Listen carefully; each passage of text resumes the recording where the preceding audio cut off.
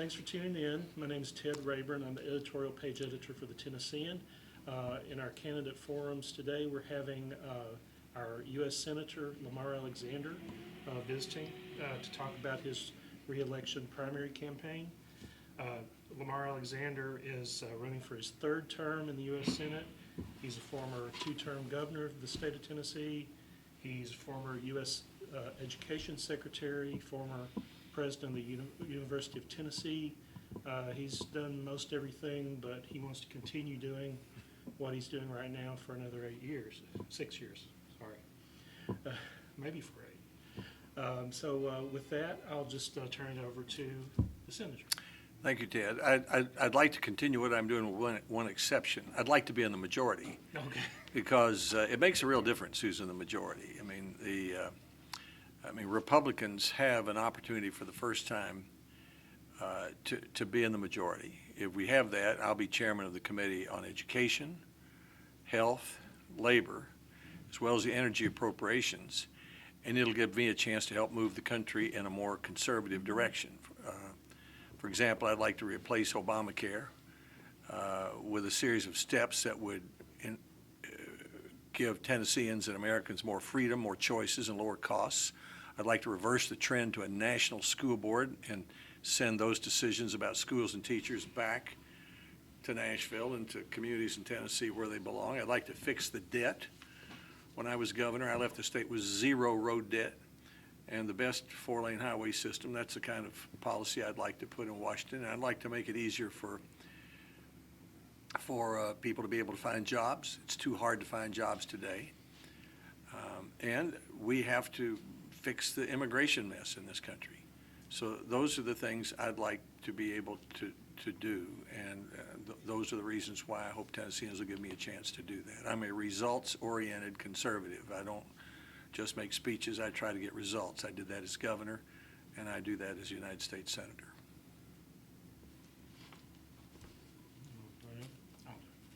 All right, so first question, and you mentioned immigration.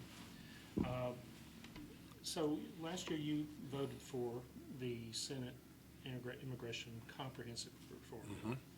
Mm-hmm. This year, there are a lot of other things going on with the border kids crisis and so forth. Some of your opponents have said that you even did things that contributed to the crisis. Can you talk about what your position is on immigration reform and about possibly answer those comments? I'm glad to talk about the immigration mess is an urgent crisis, and only the president and the Congress can fix it. I voted in 2013, last year, to double border security, to end perpetual amnesty of the 11 million people illegally here, and to create a legal immigration system. I think if anyone has a better idea, they should offer it. If you do nothing, you leave the border unsecure, you perpetuate amnesty for 11 million people here illegally, and you leave our country with a system that doesn't allow in the people who we want in. As far as the unaccompanied children, what we should do, and I've said this in the Appropriations Committee hearing and other times, is number one, the president should sit down again with the 3 presidents of the countries from which these children are coming and tell them those children can't come here. And we want to work with you to create a Red Cross facility in their home countries. And as soon as we humanely and rapidly can, well, we're going to bring them back to you as rapidly and as safely as we can. They can't come here illegally. And as soon as we start doing that, that will stop. In the meantime, the president should use the National Guard to help secure the border. President Bush did that at my urging in 2006 and 7, and it helped. President Obama did it for a short period of time in 2009 or 10, I believe. He should do it again. The problem is that the parents and others in those 3 countries have the idea that if the children come here, they can stay. The only way to stop that is to take them home. Before we do that, we should work with the Red Cross and make sure they have a safe place to go. Following up on that, what about the need, the some say that the kids need some kind of hearing before. Well, I've co-sponsored Senator Cornyn's bill of Texas, which expedites the hearing. But if they show up here and they don't have legal papers, it shouldn't take long to determine that they're here illegally. And we should take them home. The only thing that should take some time is to make sure that they have a safe place to be there. The administration has said that almost all of the children who are coming wouldn't qualify for refugee status. In other words, they have no right to be here. There are hundreds of millions of people all around the world that would like to be in the United States. We can't take everybody, so we need a legal system of immigration, which is why I voted to create one. And as I said, it doubled border security. If we'd done that in 2013, some steps would have been taken already to make the border more secure. I voted to end perpetual amnesty for the 11 million already here, and I voted to create a legal immigration system. And there may be other good ideas about how to fix it, but I think anyone who wants to be a United States Senator needs to do more than make a speech. They need to stand up and offer their own plan for doubling security on the border, ending perpetual amnesty, and creating a legal immigration system. You talked about stopping the National School Board Yeah. movement. You were a governor. You know, much of our modern standards programs around education started with the governors, Right. and the Governors Association. What is it that has changed from the time the governors got together, created the Common Core, a set of standards to demand higher achievement by students across the nation, and today? What's the difference in then, when these standards were created, and today? Is it just the words Common Core have become an anathema, or is there really something that's changed that you think require action? What's happened is that Washington has taken the ball away from the states. When I was Education Secretary in 1992, I wrote the president, urged him to veto the Elementary and Secondary Education Act that year because I said it would create the beginnings of a national school board, meaning that Washington would be setting standards and other aspects of schools that local school boards and governors ought to do. The president said he would veto it, and so the bill wasn't passed. What's happened in the 90s is at first No Child Left Behind, then Race to the Top, but mostly the waivers that Secretary Duncan issues to states so they can become free of the unworkable provisions of No Child Left Behind. He's got the states over a barrel.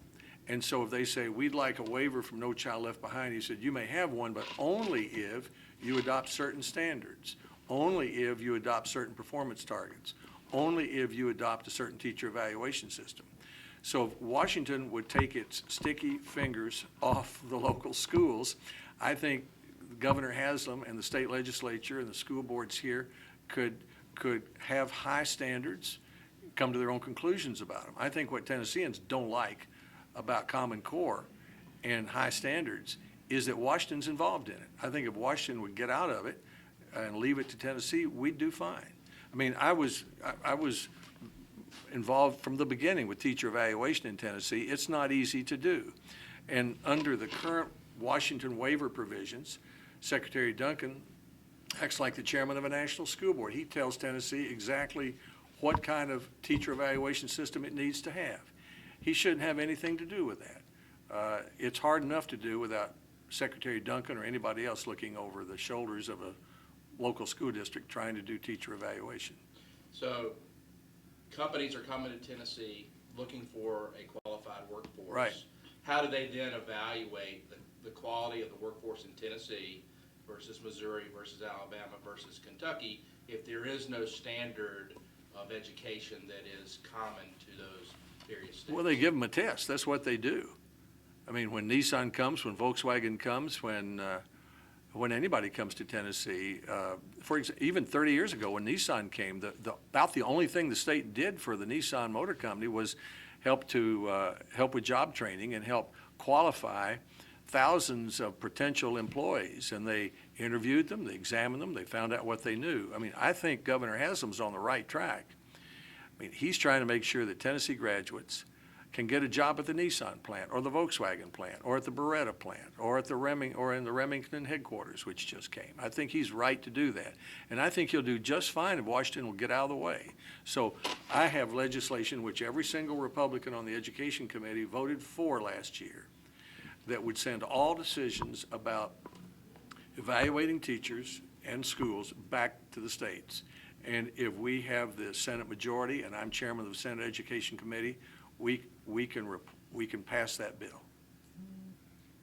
Can we switch gears a little bit to healthcare? Sure. And there's a gap in the state where we have about 200,000 folks who are unable to get healthcare insurance, and they cannot qualify for TennCare, but there doesn't seem to be a plan in place yet to resolve whether or not we're going to expand Medicaid into Tennessee. So what do you think the people of Tennessee should do about healthcare problems, and especially for the gap where they cannot get TennCare, but there's no Medicaid Well, resolution? the way to allow more Tennesseans to be able to afford health care is to replace Obamacare with laws that give Tennesseans more choices and more freedom so they can have lower costs. For example, a woman named Emily in Lawrenceburg has lupus. She's 39. She was paying $50 a month for a Cover 10 policy, which Governor Bredesen Blue Cross started. That was canceled by Obamacare. She told me that she had to go on the exchange and get a new policy, and it cost nearly $400 a month. And as she says, that doesn't fit my health care needs, and it doesn't fit my budget. So if we allowed her to find a policy regulated across state lines, for example, by Kentucky, and it fit her budget and her health care needs, she could afford to buy that. If we allowed the business she works for to combine with other small businesses to offer their employees lower cost insurance, she could afford that. If we allowed her, and not just some Americans, to buy a major medical policy to guard against all catastrophes, she could afford that. So there are steps. If we repeal the provision that has, I talked to a woman today in a different example who has a small business with 44 employees. 27 of them are part-time. They used to work 37 or 38 hours a week. Under Obamacare, she's forced, because of the cost, to make them work less than 30 hours a week. And she says they can't afford to live on that. So the problem, again, just like in the school situation, is Washington knows best, is making too many decisions. As far as Medicaid expansion, which is another way to deal with that, that's the state's decision. That's like whether you have a state income tax or whether you have a state right to work law. I mean, I don't blame Governor Haslam for being cautious about that, because when I was governor, Medicaid was 8% of the state budget. Today it's 30% of the state budget. And it's taking dollars that otherwise the governor and the legislature would probably spend to keep college tuition lower, for example. You can take the next one. Senator, you talked a little bit about your committee chairmanships that you'd have if the Republicans take the majority in the Senate after the election. Could you talk a little bit about if you would consider taking a leadership role in the chamber, and then also expand on that and the committee chairmanships about how, if Republicans are in the majority, how you could use those positions to impact Tennessee? Well, thank you for the suggestion. I tried that. I was chairman of the Republican conference for 5 or 6 years, and I stepped down from that because, ironically, I thought I could provide more leadership outside the elected leadership, and I think I have. For example, because the Senate leadership reflects the whole caucus, and I wanted to be in position to move the whole caucus in the direction I thought was right. For example, the governor and the lieutenant governor have asked me to help pass the Marketplace Fairness Act, which means that Tennessee can decide for itself whether it wants to collect the taxes already owed from out-of-state sellers. I think that's a states' rights issue Other Republicans were slow to come to that. We started out with 5 Republicans, now we have 23. So I like being, I started out on the scholarship for kids, which would allow governors to take 80 of the federal education program, turn them into $2,100 scholarships, and give one to each low-income child in the state. I like to be in a position of I can provide more leadership, I think. I'm more comfortable providing leadership outside the elected leadership.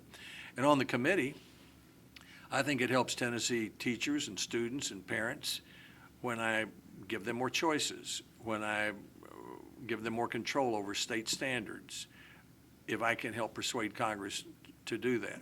I think it helps Emily in Lawrenceburg if I give her an option to buy cheaper an insurance policy. I think it helps, I know that it helps our country if I can persuade Congress to have the same sort of fiscal responsibility we had in Tennessee. I left the state with 0 road debt. I'd like to see Washington try to reduce the debt. Specifically, I would be chairman of the Energy Appropriations Committee, and $2.5 billion come through that committee for the Oak Ridge National Laboratory and for the nuclear facilities at Oak Ridge. So, but generally, I try to help. I try to represent Tennessee, but do things that benefit the entire country. My oath is that I take when I am sworn in as senator is to the country, to the Constitution of the United States, not just to Tennessee. Just following up on, you mentioned the road fund. What did you think of Senator Corker's proposal on the Highway Trust Fund? I thought he showed his usual spunkiness and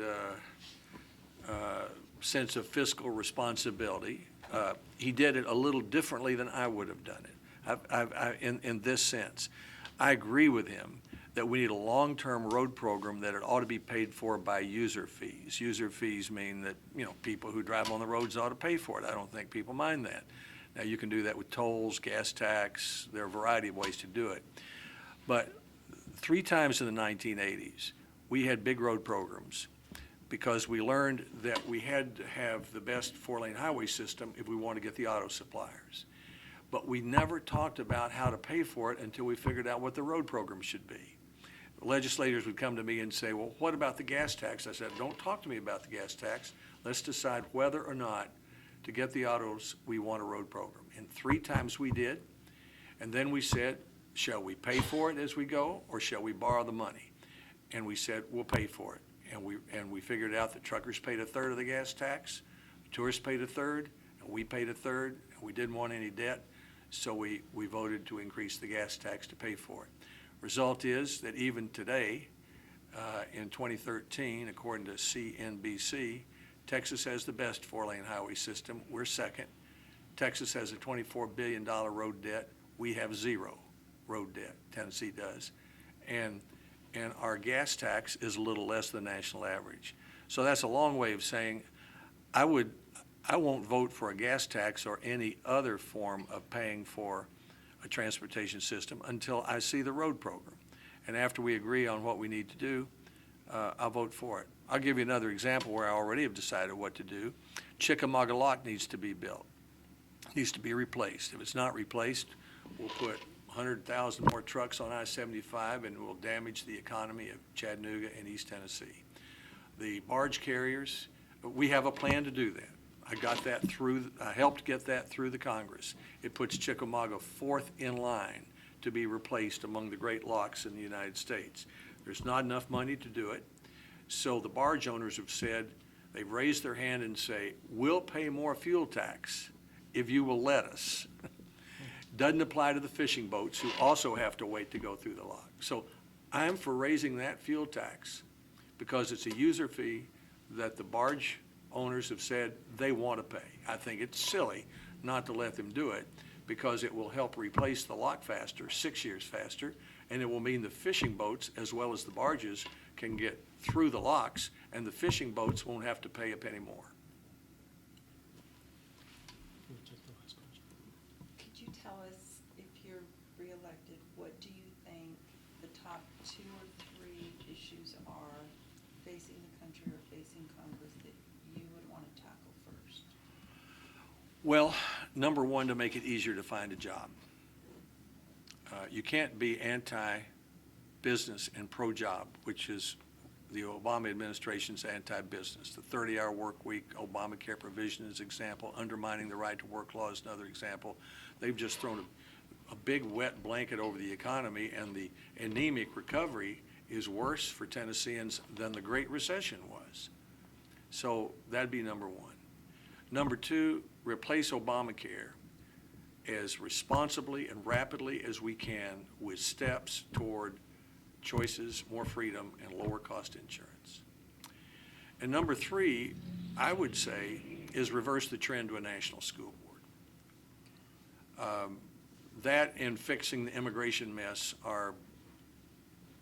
have to be at the top of any list, but reversing the trend to a national school board. Those three or four issues are the ones that I would want to work on first.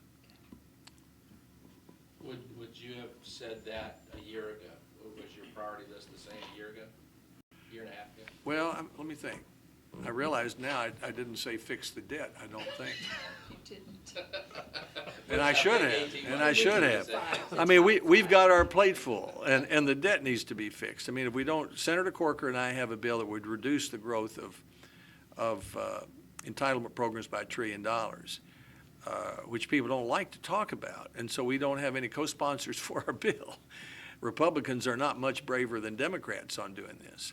But basically, we've got 2/3 of the budget that's going through the roof, and those are the health and benefit provisions, and the third of the budget that has national parks, national laboratories, national defense, cancer research is flat, and it's going down. And those are the things that strengthen our country. So fixing the debt has to be in the top list, and you can see that's 5. But a year Very and a half ago, serious. would fix the debt been? Fix the debt might have been higher. Might have been higher. I think today, Obamacare has caused so much damage, and the immigration mess is so visible with the problem of the unaccompanied children that hopefully that will cause the president and the Congress after the election to tackle it and do it. On the immigration question, the president has asked for, I think, $3 billion to bolster security and to expedite the processing of those kids. You support that? Well, I do not support taking any action that does not involve changing the 2008 law that makes it harder to do what I suggested. What we should do is number one, tell the presidents that we want to work with the Red Cross and create a safe place for those children in those 3 countries. Number two, we should change the law so we can quickly take those children home as safely and humanely as possible. And 3, we should use the National Guard to secure the border for the time being. Now, that doesn't cost $4 billion. The problem we have is that the president's actions in 2011 and 12 sent a signal throughout Latin America that if you got across the border, you could stay. And we can't have a legal immigration system that does that. Congressman Blackburn said that she wanted to stop the president's action on the DREAM Act kids. Yeah. Are you with her on that? Well, I voted the solution for that is the bill I voted for last year, which doubles border security, ends perpetual amnesty, not just for the DREAM Act children, but for everybody who's illegally here, and then creates a legal immigration system. So that's my preferred solution. But that didn't pass, and he's done it administratively. So Well, he should not do it administratively. He should do it through Congress. I mean, the president he's a constitutional law professor who skipped over a big section of the Constitution, which is Article 1, which involves the Congress. And he should not be, by edict, passing a DREAM Act. That has to come through the Congress. But the better way to do it, I believed last year and still believe today, is to deal with it fix the whole immigration system.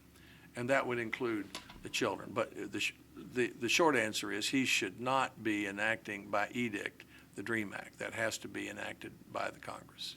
What is your vision to take care of the backlog of folks trying to legally get visas and come come into the United States through our current immigration process?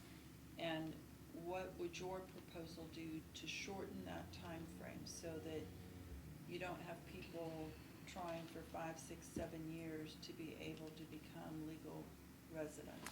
Well, I'm afraid it's always going to take a while to become a legal resident, just because so many people in the world still want to come to the United States.